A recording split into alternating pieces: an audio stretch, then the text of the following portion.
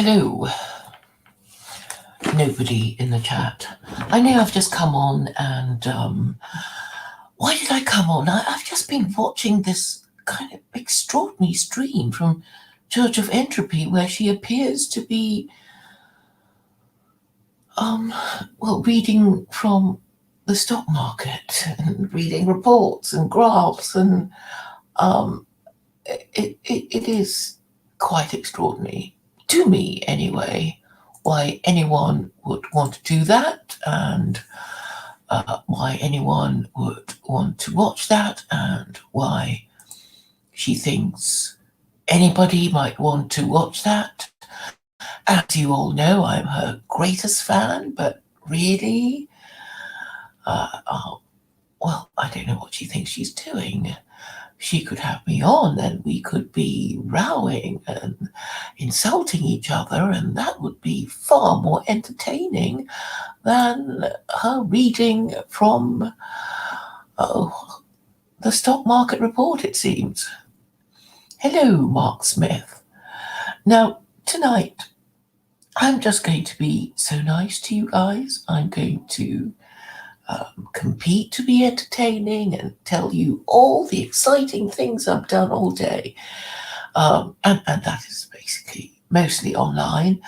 I must say I was very heartened to watch a video of somebody going shopping. Imagine that. My life so sad that watching somebody going shopping, watching him, he asked for a halal section, for the halal section at his local Tesco, and was told that they no longer had a halal section at his local Tesco, but they had a kosher section. But anyway, what delighted me was that there was food. And even though the shelves were pretty much cleared up, it wasn't too bad. And so when I go tomorrow myself, it won't be too bad. I won't be faced with a whole bunch of empty shelves. And of course, these photographs of empty shelves have been going around Facebook like mad. You listen to the news for just a few minutes and you could be forgiven for thinking that the government doesn't think we are quite panic buying enough, and they want to induce even more panic by talking about the panic buying. And my position is that we are not to panic buy. They'll soon get tired of their nonsense and want the stock market to rise again. And one of the news reports I heard this morning was that Trump, by saying a few things in the Rose Garden, managed to calm the markets down, or something like that. But apparently the markets were calmed.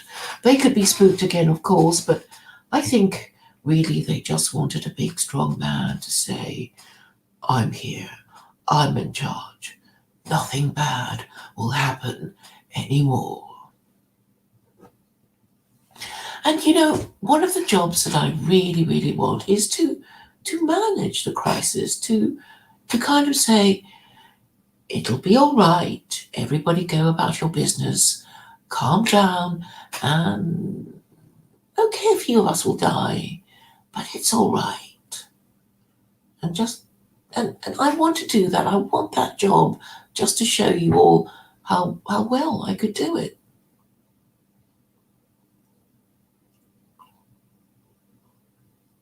And I think I would like to do it like this.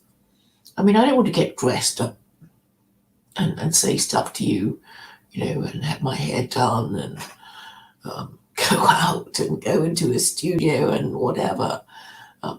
I think this will be good enough. I think. Am I calming, Mark Smith? Am I quite a calming person or not? Or do I trigger people all over the place?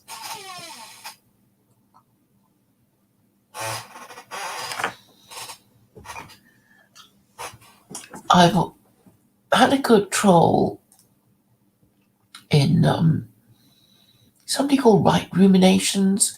He's a libertarian. Imagine, in this day and age, being a libertarian. Why would anybody be a libertarian now? Don't they know that there are no successful libertarian countries in the world? And nobody would want to become libertarian because, well, it's basically old hat, and people are only libertarian when, there isn't enough government and there isn't enough police, and you have to grow your own food and shoot your own bandits and that kind of thing. It just seems extraordinary that the penny hasn't dropped. So I basically posted a few comments about how liberty is what we ought to have after all the necessary laws are in place. And of course, the laws I have in mind are the laws from the Quran. Indeed, chin up, stiff upper lip, stay calm, and carry on, because there is no choice. Really, okay, just supposing you were sentenced to death and you're about to be executed by beheading or whatever, electric chair, shooting squad. There is no other way to be executed other than calmly, right? There's just no other way. You don't have an option. Imagine just the indignity of kind of crying and pleading and running away and being caught and dragged to your electric chair, gallows, whatever.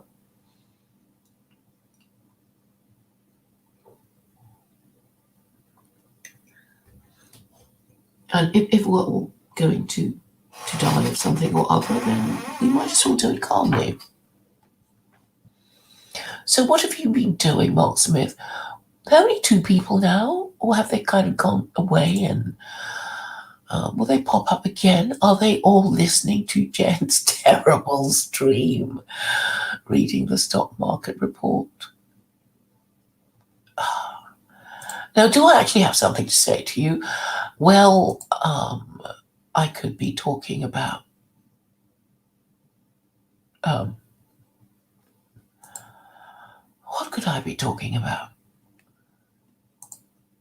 The news I've heard today,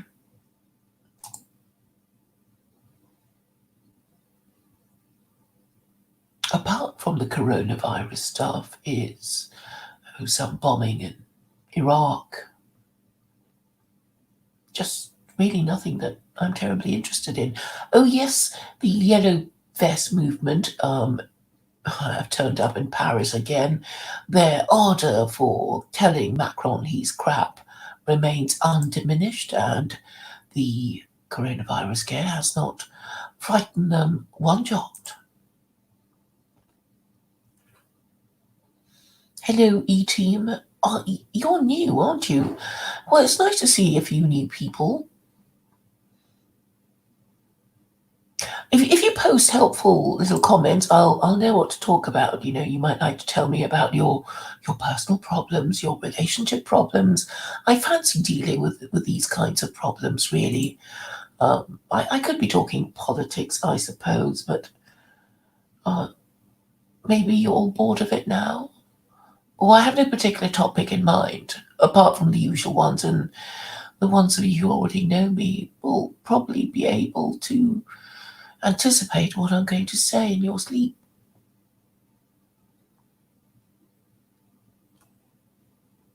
Anyway, Jen has finished her Entrovision news of reading the stock market, and she's hidden me in the chat. This woman has no sense of reciprocity, no sense of fair play, none at all. No, I have not prepped. I ain't no prepper. My entire position lies in they're going to get tired of scaring us. We're going to get tired of being scared. We'll get bored sitting at home, self-isolating. We'll want to go shopping and we'll want to meet our friends, we'll want to have a drink in pubs, we'll want to eat in restaurants, and then we'll feel really, really naughty for doing that, and it will add spice and excitement to our lives. I think that is what will end up happening, and basically, that's a position I'm taking. So I can't be seen to be panic buying. So if you see me anywhere stocking up on loo rolls, then I don't know. Tell me not to.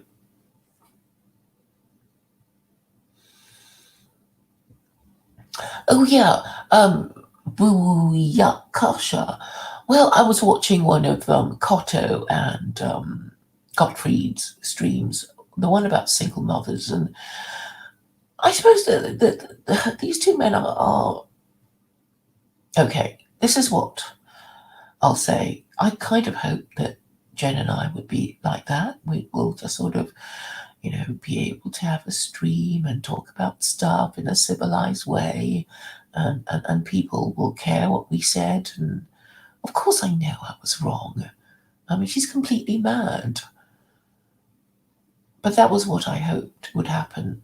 And I do understand it's impossible now, and all she'll ever do is insult me and hide me from her chat and talk shit about me whenever possible. And while I let her post in my chat freely and even platform her with her crazy insults and accusations. Jay's gone somewhere. He basically deleted his channel and just blocked me on WhatsApp, and I don't really know what's happening to him now. He's moved back up to the north of England. He's well, yeah. If you've been following his videos, you'll know about his swimming and stuff. And well, he's kind of dropped out of my life. I think he just wants to be, well, fucking sluts, really, and he knows. Well, I basically wouldn't have had a problem with it, and he was all kind of boasting about it anyway. Before he broke up with me again. So no, I haven't heard from him. I know you guys miss him because he kind of represents, one of you guys. He is in a way every man, and obviously I'm not. I don't quite know where I fit in really. But anyway, I feel I have this message and I have to propagate it, and I think I do it reasonably well. I guess people don't know what to think of me. Because I'm not white, I'm not male, I'm not, I don't really fit in anyone's pigeonhole, and I guess they don't quite know what to do with me. But they know my message. So I popped in on Brutus's stream, and Colin Liddell was on, and Colin Liddell and I had kind of spoken before, and he likes to make various jokes about me, and I like to make a few jokes about him being boring, and basically much was said. It was just whinging and whinging and whinging, and I don't think I just whinge, do I? I kind of put forward arguments. I hope that my arguments are understood, and maybe the people in the chat might think of using my arguments if they remember and understand them, and use them on people that they know in real life. And that's kind of what I was hoping for. But I don't know. I mean, I know I'm just associating with deadbeats, really. Who's Lanny? Who is Lanny? I don't even know. Now, are there any streams I could be watching while I'm kind of half talking to you guys?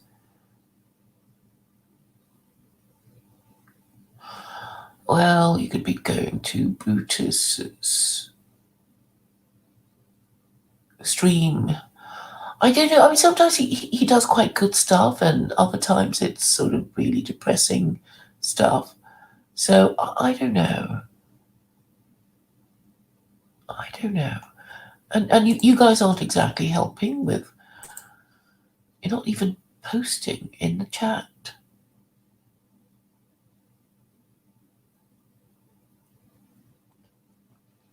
So where are you from, E-Team? You know, it's like, okay, if I went to any of your accounts, it'll be, this channel has no content and has no subscribers. Oh, I was wrong about you, E-Team. You've got 38 subscribers.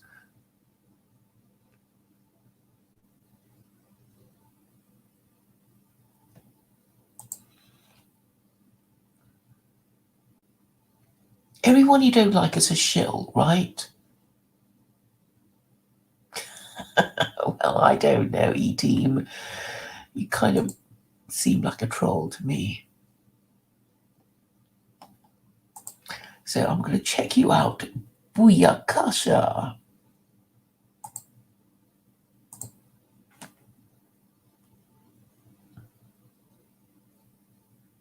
$143 subscribers. Wow, wow, wow. But nothing there. So what, you delete all your streams after you finish, like OV? How can somebody with no content have so many subscribers?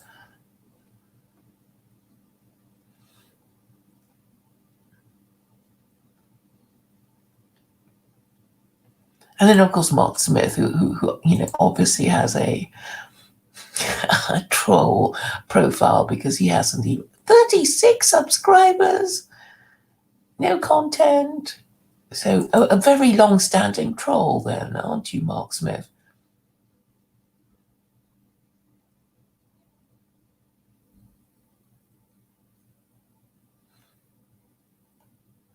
So do you guys have any particular concerns? Can I give you any advice? Is there any subject you want my opinion on, or shall I just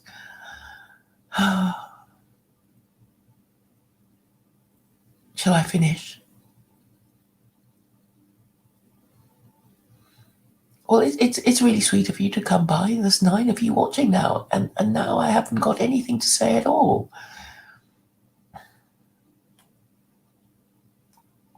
Now, I don't know if you guys have heard of Ask FM, but I just really like it. You know, I like it so much that if I were in charge of the country, I'd make politicians have an Ask FM account, and I would make them answer a minimum of questions from the people they govern. Because one of the really, really, really annoying things about living in the West is that you just think they're mad or they're retards, you know, the people in charge of us. Why are they doing all the crazy, stupid stuff? And you want to ask questions. You want to know why they're doing their crazy shit. And you want to be given a proper answer. And I think that's all I want to ask. You know, it's like, it would be a start. You know, when you're stuck behind a lorry and it says, in the UK anyway, it says, well driven. And if not, you know, there's a number to call. And if I'm ever in charge, I would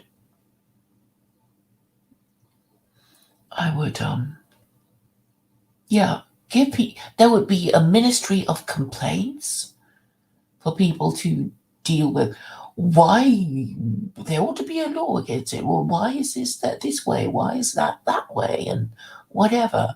And I would make sure that people felt really cared for, and you know, just almost assumed that everything that I say is the truth, and you won't be, you know, kind of wondering why I'm telling that particular lie the moment you understood my message.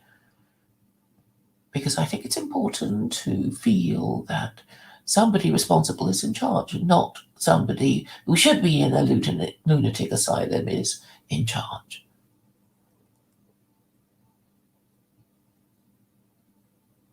I don't know who Danny is.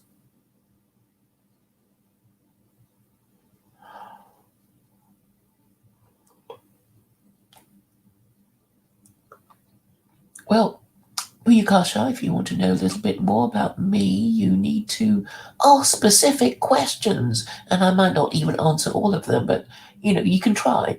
And this is one of the fun things about Ask FM. You can really deconstruct some of these arguments much more quickly. Of course, it's not so much fun as sort of yakking on a stream, because when you yak on a stream, you're actually fulfilling more than one purpose.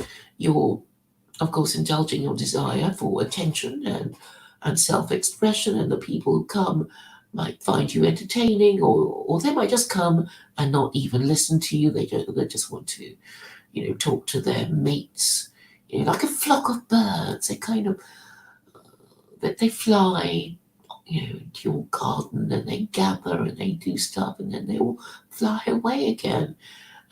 Maybe without even taking a single word that you've said.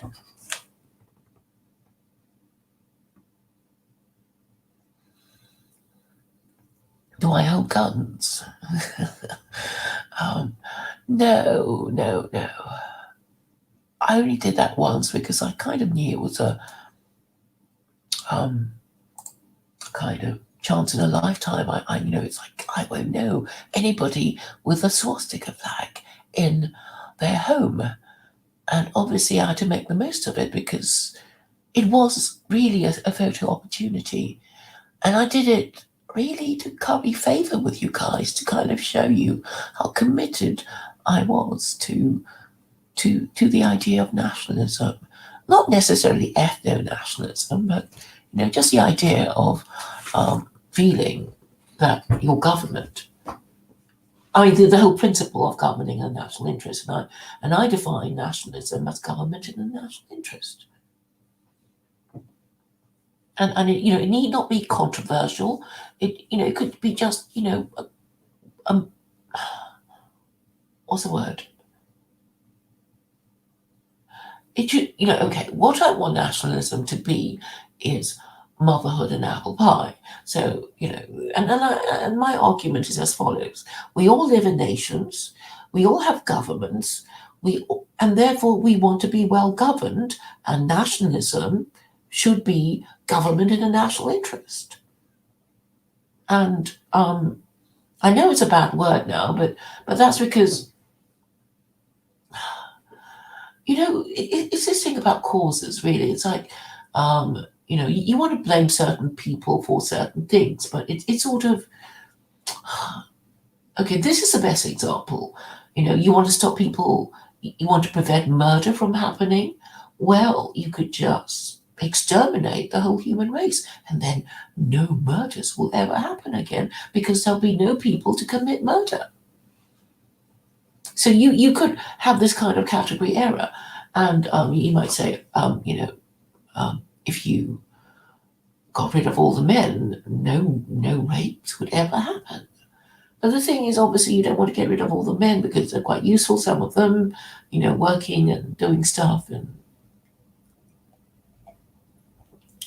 so you have to arrive at a happy medium. So in any society, we have all these different people. I mean, forget race. It's like, okay, let's just assume everybody's the same. But even so, there will be conflicts within that society because men will have different interests to women, and women will, and their interests would be conflicting, and the old would be oppressing the young, or the young might be oppressing the old. And so you need to evolve a system of rules where all these different people, the young and the old, the male and female, the rich and the poor, the clever and the stupid, the powerful and the peasant, all these disparate groups in society, they have to be dealt with in a way that makes them feel happy enough. Because if they're not, if they're really pissed off with you, eventually they'll overthrow you, at the first opportunity. So, and I guess that was what a lot of rulers felt nervous about, and that is why they divide their society into castes. So Solon did that. He divided them into 4 castes. So it's kind of like having 4 different political parties. Because, I guess if you're at the top of the pyramid, you don't want them all ganging up against you, the sort of basically the base of the pyramid minus the top bit. So they had to divide society into different groups so that they will be fighting. They will be too busy fighting each other to be fighting you or overthrowing you. So that's how it always worked. And I guess, in our time, we have a different version of it, but the same idea persists about, our oligarchy.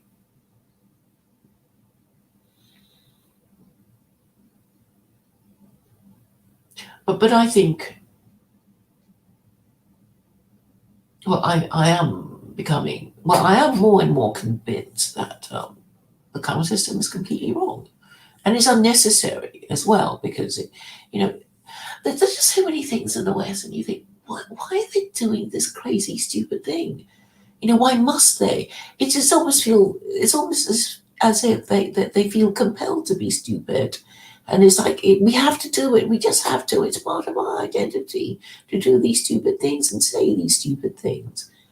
And I think it produces a lot of self-loathing, because not everybody is stupid, and the reasonably clever people can tell it's really stupid. And I think they start hating themselves, and then they start rejecting their own culture and their own history, and then they laugh as Hindus or something. So it's obviously important that your group, whatever your race or religion, it needs to have a kind of positive self-image for people to be proud of. And also it's got to be, special to them, or they'll just feel, not special, and therefore not have the requisite self-esteem for them to be happy and confident. And this is what you want your people to be content, or if they're not content, they have to be self-confident enough to take risks, and this kind of brings us back to the coronavirus stuff, doesn't it?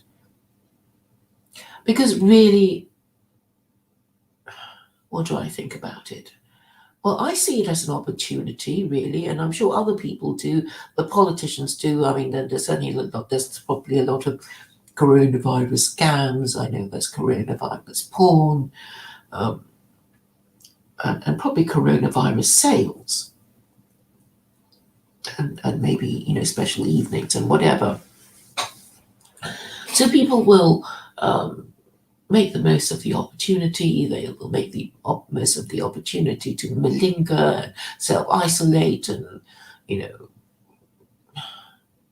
and spend more time with their families, I suppose. It's like whatever that can be enjoyed in this kind of frenzied atmosphere will be enjoyed by the people who know it won't last. And I must say, I'm getting pretty tired of people pretending to know about stuff, about the coronavirus, and basically regurgitating all the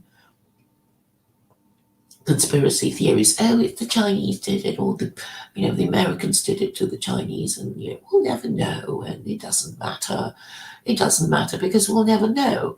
But what are we to do in the meantime? So, okay, I've taken this position from the very beginning, which is that even if it were the bubonic plague, we would still have to carry on as normal, and I'm sure the people did, because all these stories about these wagons going down people's streets saying, "Bring out your dead, bring out your dead," and I think that's sufficiently ghoulish to give us all a good shiver, I suppose. But obviously enough people developed an immunity, and there were 3 waves of it. 3 waves. before it finally died off. But then it's like, yeah, it's okay. The Europeans just carried on, even without a third of their population, and went on to achieve great things. So what's the big deal? Why is everybody making such a fuss about a few people dropping dead? I mean, what? Okay, what's the latest thing that they died of? What? How many? Where? Is it 200 in Italy? I mean, it makes you wonder, thinking, okay, so you think, well, how many people die anyway every day? How many people die of the flu every year, in which month, or whatever? And then you think, well, maybe they might not be even noting it down accurately. I mean, you do hear all sorts of stories. It's like, it's kind of like, the people diagnosed with cancer don't actually die of the cancer. They die of some, really opportunistic disease, I suppose. So we don't know. We don't know when we're going to go. What sort of attitude should we take in our coronavirus environment? I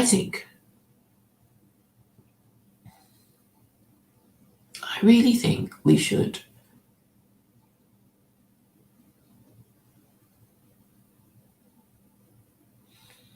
think more of our mortality, and you may know about the Memento Mori paintings. The paintings by Old Master of a skull or somebody looking at a skull, with some a bowl of fruit. Just to symbolize the passing of the what's the word? The something of time. I mean, that we will all not be here forever, and therefore we are to think a bit more about how we lead our lives, so that as we lie on our deathbeds, we will not be assailed with too many regrets. And what are the things that we are most likely to regret? It's usually things undone rather than things done, I suppose. I think if we were reasonably sensible, we won't have made too many terrible mistakes. But sort of, I wish I'd say goodbye to whoever, or apologize to whatever, or tell them this or that. So I think it's all about communication, and I think people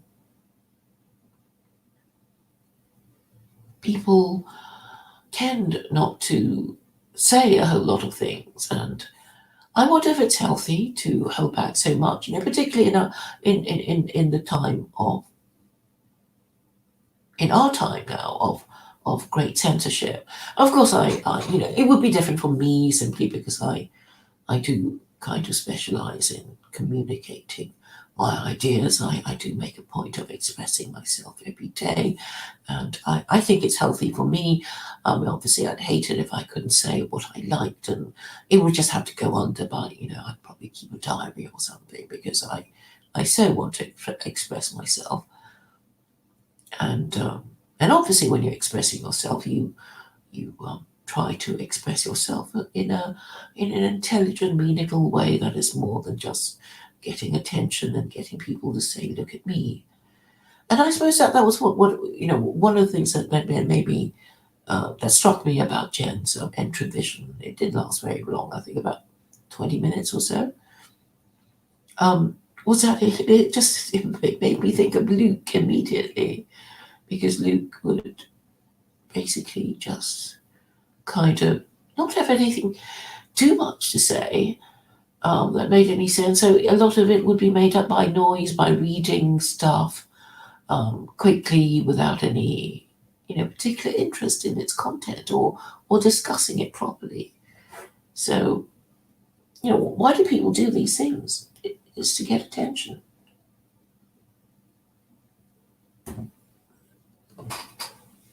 And why do we need attention? Because we need to have our existence validated by other people acknowledging us.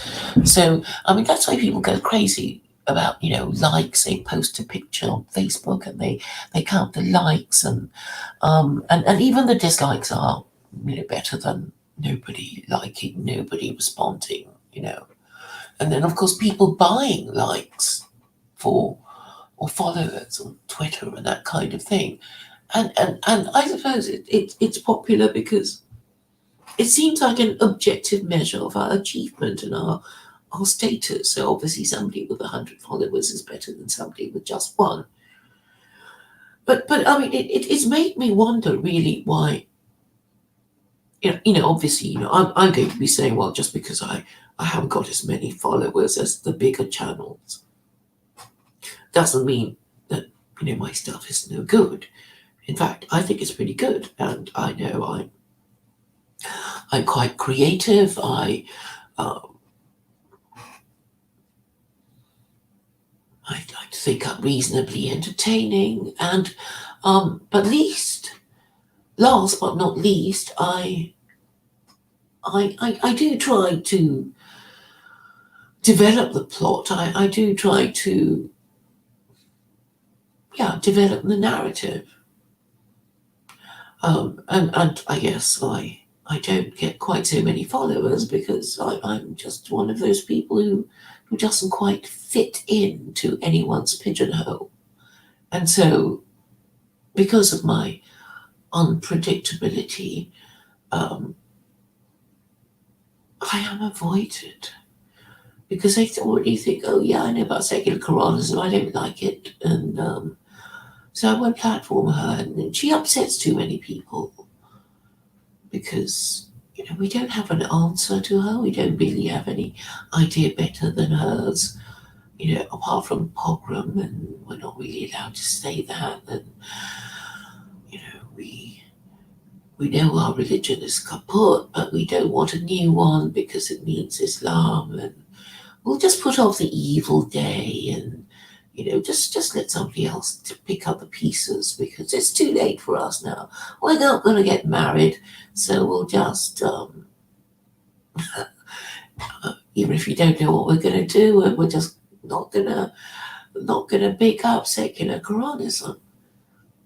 And I think that is really the problem. It's like life is not too bad. You can still do your thing and complain about Jews and Muslims and so it's not too bad. It's nothing to make you want to, choose something else to take you out of here. It's not too bad yet.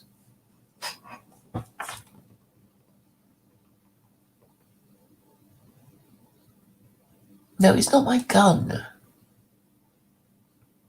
Hello, half Galician.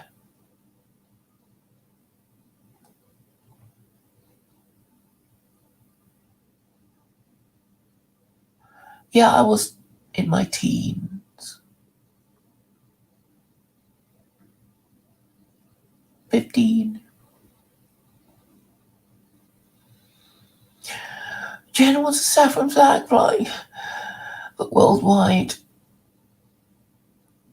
Oh, and she's never been to India.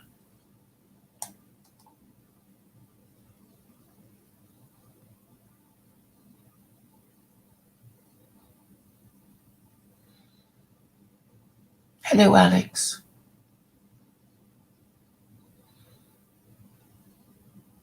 What is your every precaution? Have you got yourself one of those masks? I mean, the other day I was walking down the street and, you kind of, somebody walked past me and he was coughing and sneezing and you think, oh, damn, I might have got it, but, But it's okay. And then I went into this fish and chip restaurant and I just sort of sat there thinking, I bet somebody sneezed all over the table. You do have a face mask. Oh, well. I mean, some people go really over the top about it. I mean, I'm not.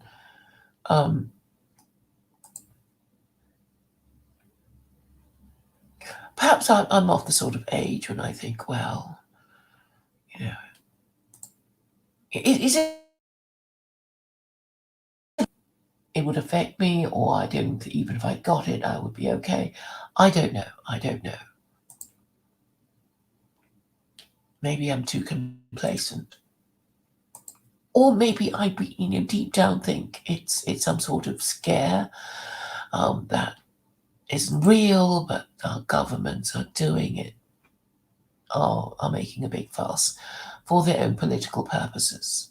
So they want to, um, yeah, they want to kind of, it's like it's some sort of transition. I know that the world won't be quite the same after it is over, because it'll be in the history books, and even though it was a fuss over nothing, that, something, it's like going through a curtain. There's a sort of threshold, and something will have changed. And our manners will have changed, because people were just talking about, we don't shake hands anymore. We'll bow and maybe curtsy to each other. And I thought, well, it wouldn't be that bad. I'd be, quite happy to do that, actually, because I always thought it was a very charming European thing, what I saw in the movies.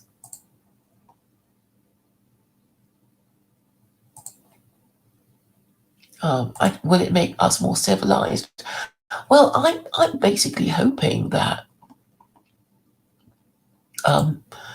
people will just get so fed up with the matriarchy, because really the main difference in our attitudes towards the coronavirus is that the women want to make a fuss and the men don't want to.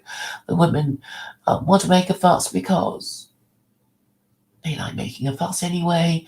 They think making a fuss is a way of showing that they care, even though it will do no good. And this is part of the female psyche. It's like, I don't really care, but I have to show I care, so I'll make a fuss. It's that kind of thing. Because I don't know how else to express it, even though the object of your fussing actually wishes you'd leave them alone. And I saw that happening, between my grandmother, who did fuss, but really, maybe they just wanted you to listen to them, or advise them, or have a real conversation with them rather than just fussing.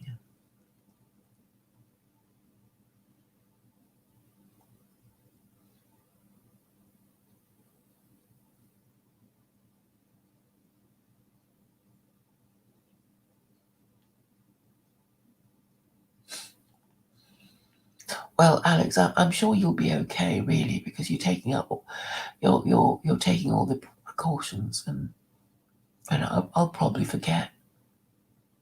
Yeah, I am washing my hands a bit more, even though, but you sort of think, well, I don't know. Maybe as you get older, you just think, well, I've had me innings.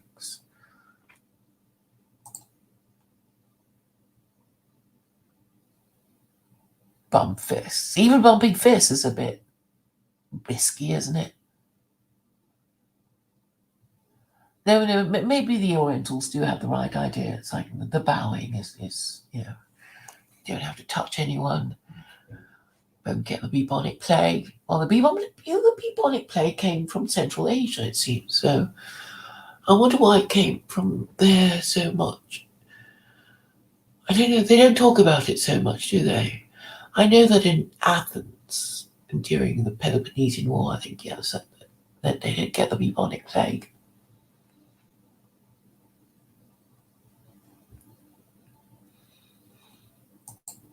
But really, I suppose it's also useful to think of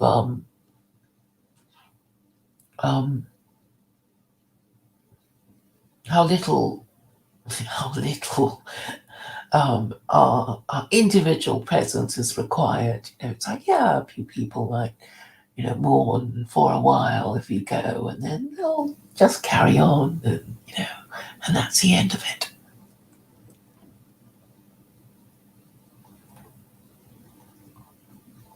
Now, have you considered cancelling any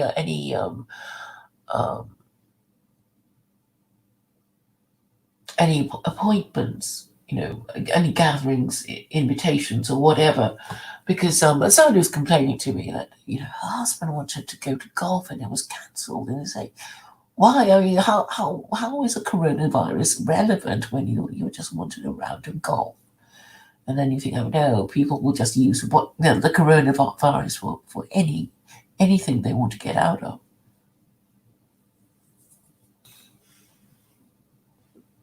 It's really a malingerous charter, isn't it?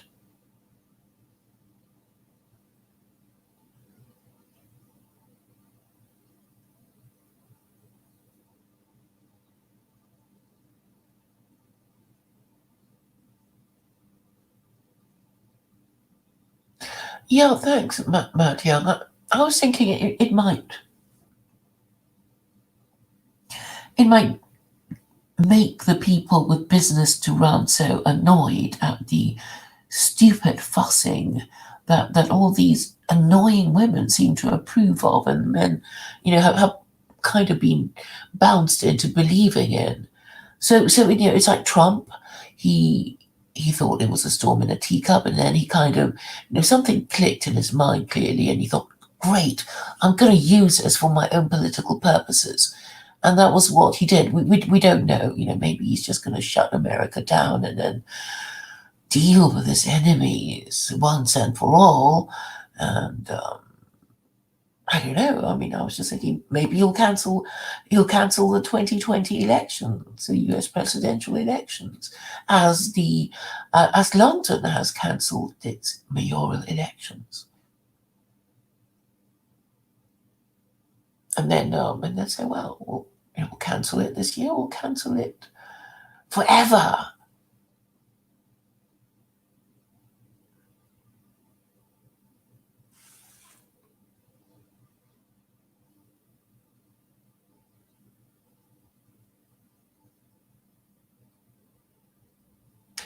Well, Alex, I just get the impression that it's the women who do want to.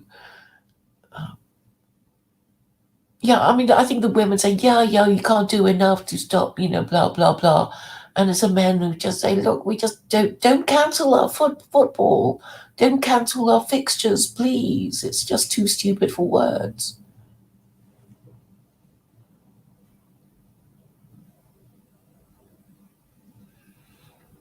Christine Ramsey comes and says anti-men things. It's not really so much about washing its hands, right? We don't know how it was transmitted anyway.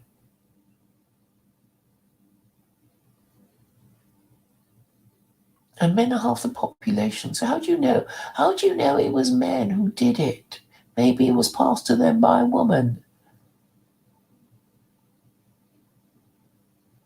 No, I'm basically saying that men have to take risks. Women are not supposed to take risks, and it's not good for them to take risks, and it doesn't end well for them. But if men take risks, they are rewarded. So this is the idea, really. And obviously, men don't have periods, they don't get pregnant, they're more stronger, and they can run, further. And women basically, they have children, they don't want to be, on the run and doing bad things because they'll be easily caught.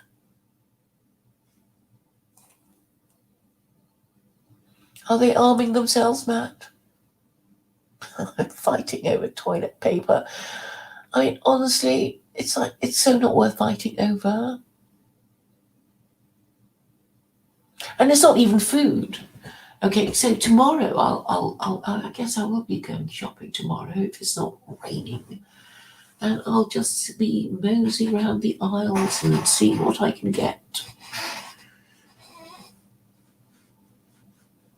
But I mean, I think I will be able to get something, because it didn't look too bad from this guy's stream from his local Tesco. So have you any coronavirus stories to tell us, Christine Ramsey?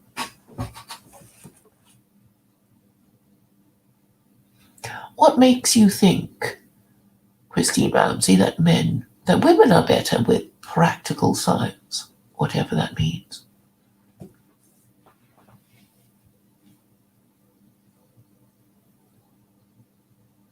Well, listen to Radio 4 and you'll think most of the people complaining about it are women. But then Radio 4 it's a kind of women's radio. It's like every hour is woman's hour.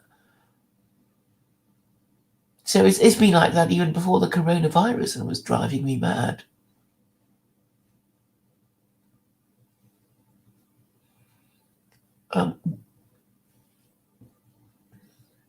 What do you do on Sundays, Buyakasha? I might not go tomorrow. I'm just thinking of, perhaps I should go because, because I haven't been, but there's no particular necessity.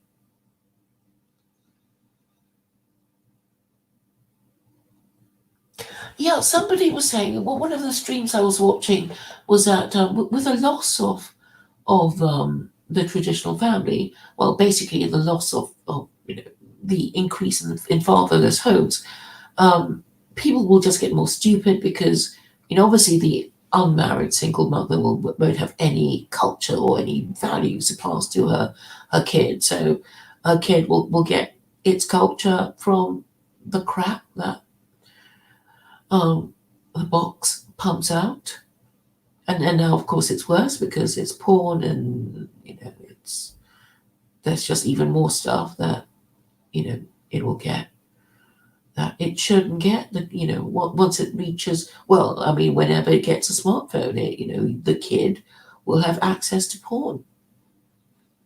So the culture is clearly toxic, and without anyone around to say, to set boundaries, of course you're going to get all kinds of delinquent behavior that the unmarried mother herself won't be taking any responsibility for, because presumably nobody told her to take any responsibility for her to end up being an unmarried mother in the first place.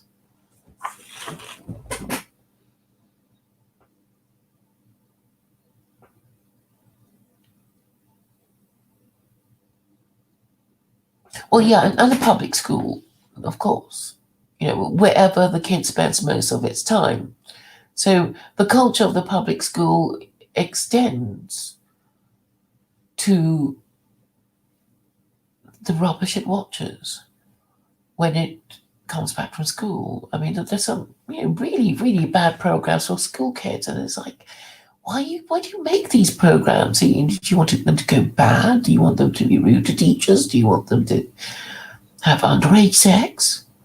And the answer seems to be yes.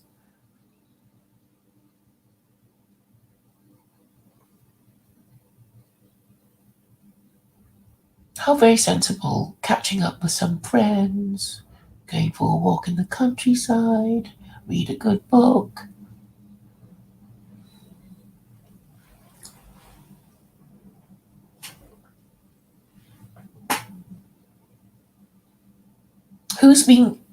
Who are the men being hysterical, Christine Ramsey, in your life? I think hygiene is whimsical. I think it sounds like you're the one who's hysterical, demanding that they wash their hands every 5 minutes.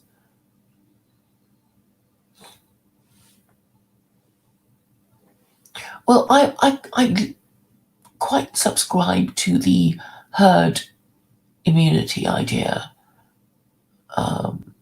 I think he's called Patrick Valance or something, but anyway, he said, well, 60% of us ought to have it in order to get the herd immunity that we need for the disease to retreat. And I was thinking, there'll probably be a few people thinking, yeah, I'll have it first. Me.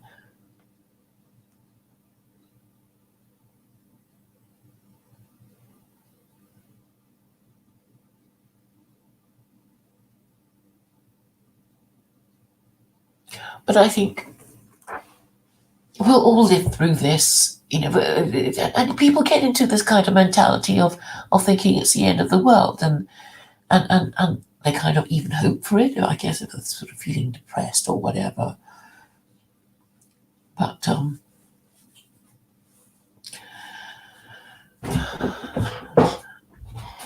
I think a trick is always being played, a practical joke. We're kind of tricked, enticed into thinking that the world is about to end, and then we do crazy things, and then there's this voice saying, "Ha ha! I was only joking. Now you have to tidy up your mess."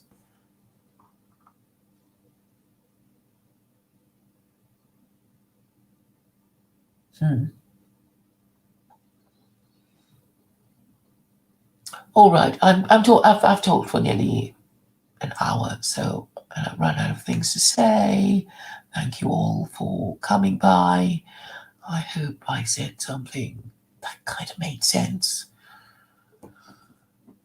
So enjoy the rest of your evening, ladies and gentlemen. Take care and keep well.